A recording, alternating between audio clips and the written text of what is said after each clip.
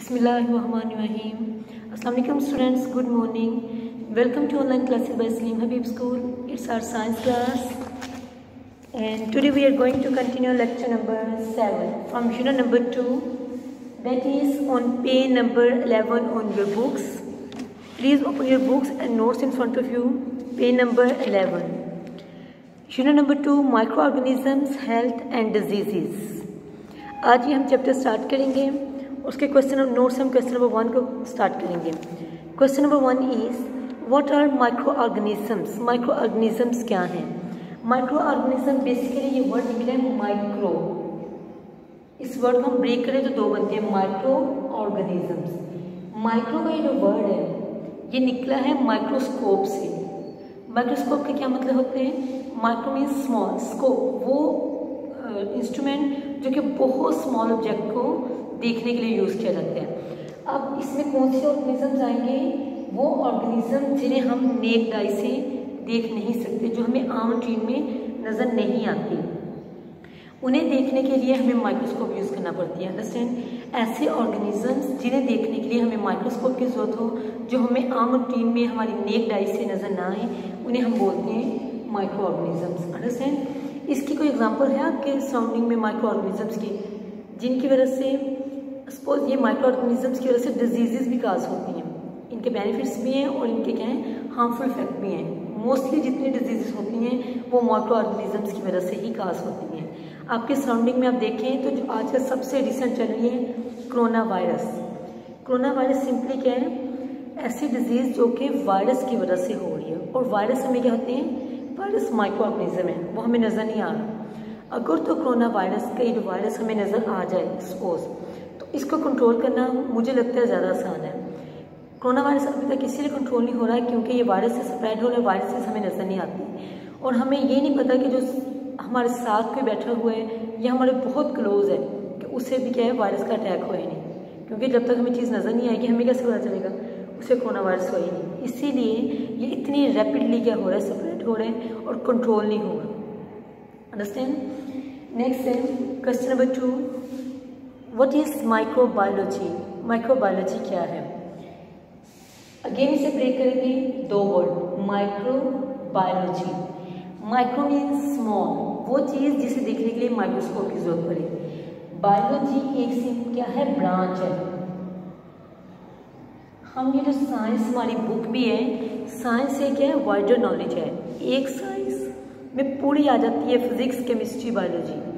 Science क्या है? एक बिग डिसिप्लिन है, इसके अंदर छोटी छोटी चीज़ें आती हैं। देखिए अगर हमने फर्स्ट चैप्टर पढ़ा है उसमें हमने लिविंग ऑर्गेनिजम्स के बारे में पढ़ा है, इसका मतलब हमने क्या किया, उसमें बायोलॉजी स्टडी किया। जब हम लिविंग ऑर्गेनिजम्स को पढ़ें इसका मतलब क्या होते हैं, हम बायोलॉजी को स्टडी कर रहे हैं। अगर हम लास्ट चैप्टर्स आपके आएंगे, ये फोर्सेस, मशीन्स को जब हम स्टडी करें इसका मतलब होता है हम फिजिक्स को स्टडी कर रहे हैं। जब हम किसी चीज़ की कंपोजिशन देखें, किस किस चीज़ से मिलकर वो बनी, तब हम होता है केमिस्ट्री को स्टडी कर रहे हैं।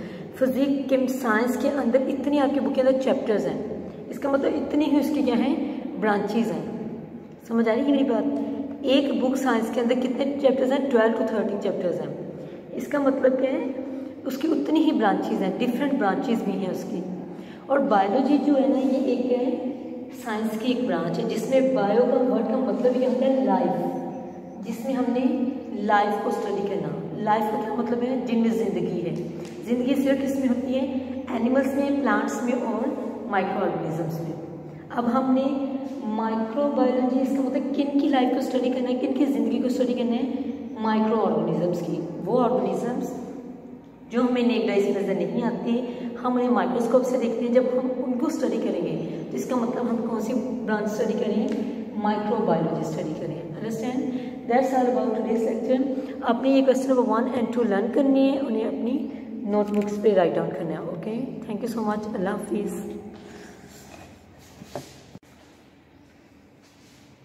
Bismillahirrahmanirrahim. Assalamu alaikum students, good morning and welcome to online classes by Salim Habib School. It's our science class and we are going to start lecture number 8 from unit number 2. Please open your books and notes in front of you. Page number 12 from the books and question number 3 from the notes. What is microbiologist? Microbiologist कौन होते हैं? Again we are going to break this word. हम इस word को break करेंगे दो में। Micro means जो हमें वो चीज़ जो हमें नेक्ड आई से नज़र नहीं आती, उसको देखने के लिए हम क्या यूज़ करते हैं? माइक्रोस्कोप। बायो मीन्स उनकी लाइफ को स्टडी करना है। GIST जब किसी भी चीज़ के एंड पे लग जाए, IST किसी भी चीज़ के एंड पे लग जाए, इसका मतलब होता है कि हमने वो पर्सन, वो इंसान जो इस चीज़ को स्टडी कर रहे हैं, उसे हम उसकी बात कर रहे हैं। अंडरस्टैंड?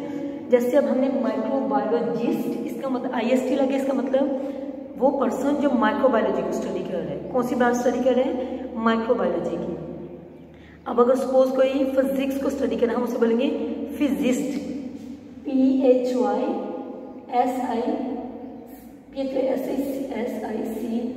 फिजिस्ट। उसके अंदर क्या लगा देंगे? IST, physicist. केमिस्ट्री को कोई स्टडी कर रहा है, साइंस की एक ब्रांच को कोई स्टडी कर रहे हैं, तो उसे हम क्या बोलेंगे? Chemist, CHEMIST। किसी भी चीज़ के एंड पे IST लगा, इसका क्या मतलब है कि वो हम लोग उस पर्सन की बात कर रहे हैं जो कि इस ब्रांच को स्टडी कर रहे हैं। हमने लास्ट लेक्चर में देखा था माइक्रोबायोलॉजी, वो साइंस की ब्रांच जो कि माइक्रो ऑर्गेनिजम्स को स्टडी करती है, वो थी माइक्रोबायोलॉजी। अब बायोलॉजिस्ट लगे, इसका मतलब वो person, the person who study micro organisms is called microbiologist. Understand? Now question number 4 is what are the kinds of micro organisms? Micro organisms की कौन सी टाइप्स हैं, कौन सी काइंड्स हैं? There are 4 kinds of micro organisms. First one is viruses, bacteria, fungi, protozoa. ये क्या है? 4 माइक्रो ऑर्गेनिजम्स की काइंड्स हैं। इसमें एक एक बता देती जो डिजीज काज होती है। वायरसेस से कौन सी डिजीज काज होती हैं? ये जो आम रूटीन में हमें नॉर्मली फ्लू भी होते हैं, फ्लू किसकी वजह से होता है? वायरसेस की वजह से। वायरसेस का अटैक होता है, हमें क्या हो जाता है? फ्लू, जो नॉर्मली फ्लू भी होते हैं। और इसकी लेटेस्ट एग्जांपल है कोरोना वायरस। वो किसकी वजह से हो रहे हैं? वायरस की वजह से। अंडरस्टैंड? नेक्स्ट है बैक्टीरिया। बैक्टीरिया से भी डिफरेंट डिजीजेज भी काज होती हैं। बैक्टीरिया की क्या है? बेनिफिशियल इफेक्ट भी है। देखिए बैक्टीरिया से कौन सी डिजीजेज काज होती है? निमोनिया जो हो जाते हैं, ये वगैरह किससे होती है? बैक्टीरिया से।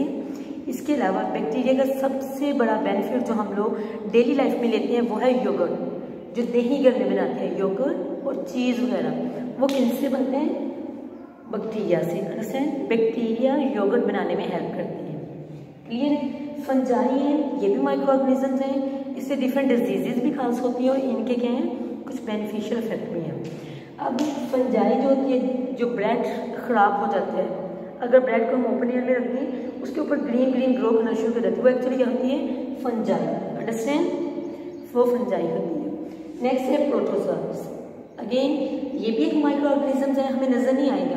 आप देखिए अगर हम ब्रेड रखते हैं एयर में, हमें कुछ नजर आता है कि ऊपर कोई एनिमल बना आ रहा है उसके ऊपर? नहीं, हमें जस्ट ग्रीन लेयर नजर आती है जब वो ग्रो कर जाते हैं फंजाई। उसके अलावा हमें नजर नहीं आता कि इस ग्रीन लेयर को बनाने वाला कौन है। अंडरस्टैंड? प्रोटोजोआ भी एक माइक्रो ऑर्गेनिजम्स है। ये भी क्या है? डिफरेंट डिजीजेस काज करता है। ये भी नेक्ड आई से में क्या है? नजर नहीं आता। डायरिया जो होते हैं आमतौर में डिजीज, जो डायरिया है वो किस वजह से होती है? प्रोटोजोआ की वजह से होती है। अंडरस्टैंड? ये micro organism mostly diseases micro organisms की वजह से ही काज होती हैं। Understand? That's all about today's lecture and your diary is you have to write down question number 3 and 4 on your notebooks and you have to learn them. Okay? Allah Hafiz.